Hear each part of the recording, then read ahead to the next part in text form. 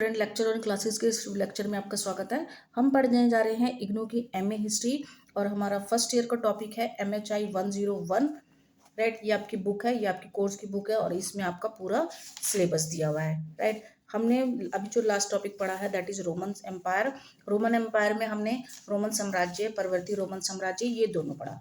जो मेरा last topic था कि परवर्ती जो रोमन साम्राज्य था उसमें मैंने आपको बताया था कि ईसाई धर्म जो है लागू कर दिया गया था कॉन्स्टेंटाइन ने। राइट, कॉन्स्टेंटाइन ने ईसाई धर्म लागू कर दिया था। तो रोमन साम्राज्य के बेस के ऊपर जो क्वेश्चन आपके जो 2000 2005 में, तो रोमन साम्राज्य में प्रारंभिक धार्मिक पंथों का विवरण प्रस्तुत कीजिए।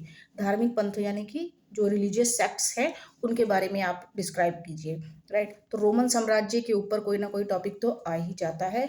ये आपका फर्स्ट ईयर का जून 2005 का है। मेरे पास एक दूसरा क्वेश्चन पेपर है जून 24 का। जून 24 में जो है इसके यहाँ पर नहीं है, लास्ट में आपको दे रखा है ईसाई धर्म का प्रसार। राइट, ईसाई धर्म की शुरुआत रोमन साम्राज्य में हुई थी, तो आपको पूरा रोमन साम्राज्य में ईसाई धर्म के बारे में लिखना पड़ेगा। ये आपके दो क्वेश्चन हैं, आप इसका स्क्रीनशॉट ले लेते हैं। मैं आपको रिटर्न में इसका आंसर एक्सप्लेन कर देती हूँ कि रोमन साम्राज्य में ईसाई धर्म से पहले देवी देवताओं की पूजा की जाती थी। राइट, तो रोमन साम्राज्य में ऐसा नहीं है कि ईसाई धर्म बिल्कुल स्टार्टिंग से आया था। स्टार्टिंग से सब लोग पत्थर की पूजा करते थे, मूर्ति पूजा होती थी, तो उसी को ही रिलीजियस सेक्ट्स बोला जाता है। कैसे, आगे बढ़ते हैं। रोमन साम्राज्य एक प्रारंभिक धार्मिक परिदृश्य में बहुदेवी देवीवाद, पारंपरिक धर्म और विभिन्न विदेशी पंथों का मिश्रण था, जिससे ईसाई धर्म एक छोटे यहूदी संप्रदाय के रूप में उभरा और अंततः राजकीय धर्म बन गया। वहां पर अलग अलग धर्म पंथ थे जिसमें बहुदेववादी यानी कि अलग अलग देवताओं जैसे कि बृहस्पति देवता, मंगल देवता, इस तरीके की मूर्ति पूजा इस तरीके की जाती थी। और ईसाई धर्म एक छोटे यहूदियों का संप्रदाय का धर्म था। राइट, उसके बाद है कि पारंपरिक रोमन धर्म बृहस्पति जैसे देवताओं की पूजा करता था। तो पारंपरिक रोमन धर्म क्या था? इसको स्टेप बाय स्टेप हम पढ़ते हैं।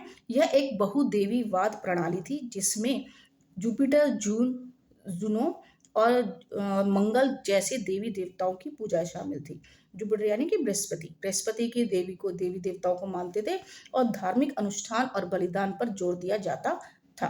राइट, उसके बाद क्या है कि यह दैनिक जीवन का अंग था जिसमें घर पर घरेलू देवताओं यानी कि जो घर के देवी देवताएं होते थे उनकी पूजा की जाती थी रोमन एम्पायर में भी। राइट, तो मंगल भी एक महत्वपूर्ण देवता था क्योंकि मंगल को युद्ध का देवता मानते थे। आप इसका स्क्रीनशॉट ले लीजिए, बिल्कुल आपको सिंपल भाषा में मैंने आपके लिए ढूंढ के ये आंसर तैयार किया है। विदेशी पंथ, ठीक है, राइट था। पहला वाला था आपका पारंपरिक रोमन धर्म। राइट, पारंपरिक रोमन धर्म था। उसके बाद आ जाता है आपका विदेशी पंथ। विदेशी पंथ क्या था कि रोमन के विस्तार साथ कई विदेशी पंथ रोम में लोकप्रिय थे, जैसे कि मिस्र की देवी आइसिस और श्रापिस जैसे देवताओं के पंथ शामिल थे। जब मिस्र को रोम साम्राज्य में मिला लिया गया था तो वहां पर जो उनके जो देवी देवता थे वो भी इसमें विदेशी पंथ शामिल हो गए थे, यानी कि उनका भी धर्म इसमें शामिल हो गया था। ठीक है, उसके बाद है रहस्यवादी पंथ। गोपनीयता, विशेष दीक्षा अनुष्ठानों और व्यक्तिगत मोक्ष के वादे पर केंद्रित था, जिसमें कि अनुष्ठान करो, दीक्षा लो, अनुष्ठान जैसे कि तंत्र मंत्र वंत्र जो होते हैं उस चीज के बारे में, इस गोपनीयता के बारे में ये रहस्यमयी पंथ था। राइट, उसके बाद आता है ईसाई धर्म का उदय। ईसाई धर्म का उदय क्या हुआ कि ईसाई धर्म शुरुआत में, ईसाई धर्म सबको ही पता है कि यहूदी संप्रदाय का था जिसकी उपस्थिति 30 ईस्वी के आसपास दर्ज की गई थी। शुरुआती अनुयायियों की संख्या बहुत कम थी लेकिन उन्होंने पूरे साम्राज्य में इसके प्रसार में महत्वपूर्ण भूमिका निभाई। रोमन साम्राज्य में ईसाई धर्म तथा धार्मिक पंथ यानी कि देवी देवता थे, यहूदी धर्म था, उनके बीच में आपस में टकराव चलता ही रहता था क्योंकि यहूदी धर्म वाले क्षेत्र रोमन साम्राज्य में मिल गए थे। रोम ने जो है यहूदी धर्म वाले जो क्षेत्र थे उनको भी अपने राज्यों में शामिल कर लिया गया था, तो उनका भी धर्म आ गया। तो इसमें क्या हुआ कि रोम में पूजा पाठ, देवी देवताओं की पूजा, मूर्ति पूजा, अलग से यहूदियों का धर्म, है, इस तरीके के सारे धर्म आते थे और आपस में उनके बीच में क्या चलता रहता था, टकराव चलता रहता था। इस उसी समय ईसा मसीह का जन्म लगभग कहते हैं कि 29 ईस्वी के पास हुआ था, क्योंकि उनकी एग्जैक्ट डेट तो नहीं पती, क्योंकि ईसा मसीह के जन्म से ही बीसी और एडी में डिफरेंस बताया जाने लगा, जो आपको मेरे काल विभाजन वाले वीडियो लेक्चर में आप देख सकते हैं कैसे बांटा गया था।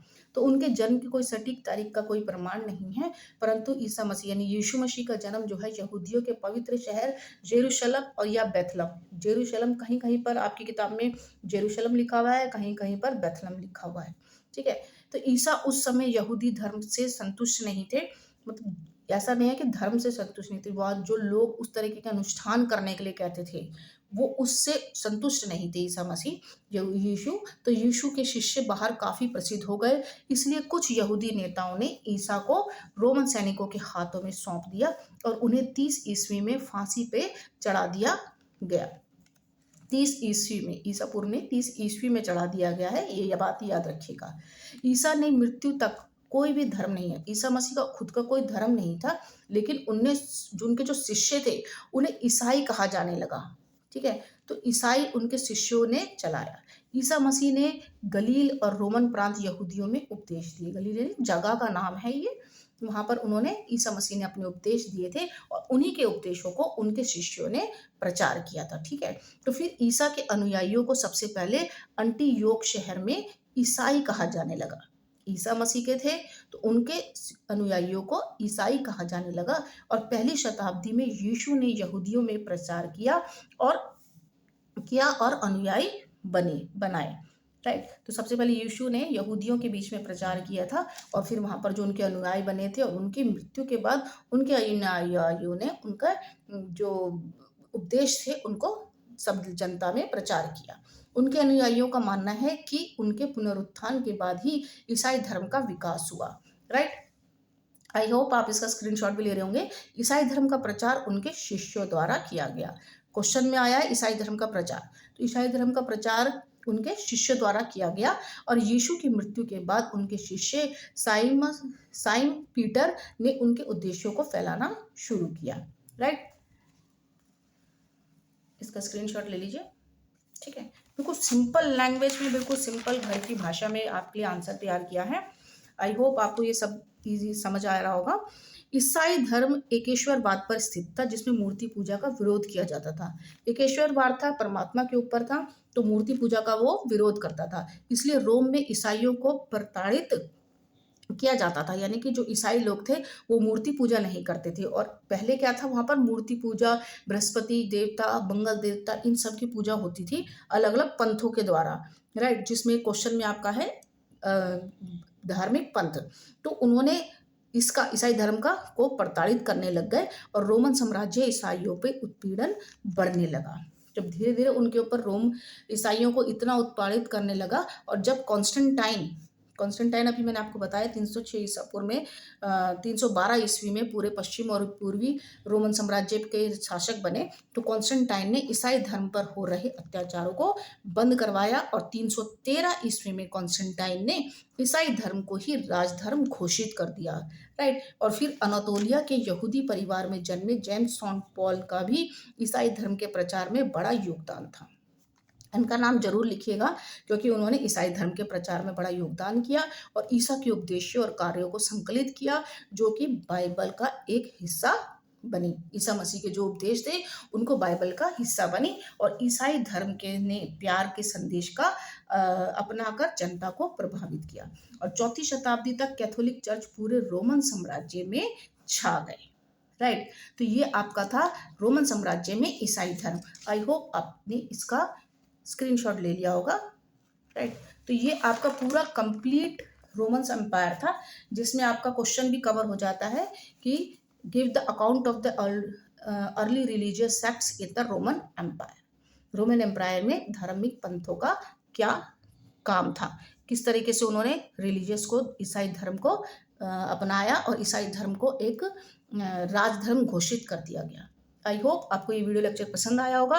आप मेरे इस वीडियो लेक्चर को मेरे टेलीग्राम चैनल में आपको इसका पूरा PDF मिल जाएगा और मैंने आपके लिए एक पूरी प्लेलिस्ट तैयार की है। आई होप आपको ये वीडियो लेक्चर पसंद आया होगा। पसंद आएगा तो इसे शेयर कीजिए और कमेंट्स करना ना भूलिए। तब तक के लिए नमस्कार।